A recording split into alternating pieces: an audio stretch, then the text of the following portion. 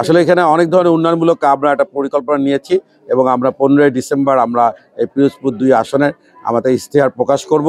আসলে আমরা প্রথম কাজই হবে আমাদের অবকাঠামো।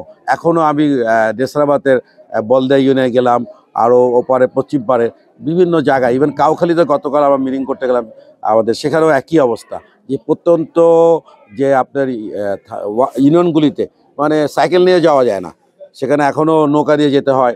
যদিও লক্ষ কোটি টাকা বরাদ্দ হয়েছিল বিগত সরকারের আমলে, কিন্তু সে টাকাগুলি আত্মসাৎ করে কোনো উন্নয়ন হয় নাই। তা আমাদের প্রথম কাজই হবে অবকাঠামোর উন্নয়ন এবং স্বাস্থ্যসেবা নিশ্চিত করা, একইভাবে শিক্ষার মান উন্নয়ন করা। এটা আমাদের প্রাথমিক কাজ। এবং আরেকটা বড় জিনিস যেটা আছে, যেটা আমাদের দেশ ডক্টর তারেক রহমান সাহেব এবং দল থেকে বলা হয়েছে যে আগামী 18 মাসে আমাদের 1.5 কোটি লোকের কর্মসংস্থান আমরা অবশ্যই করব।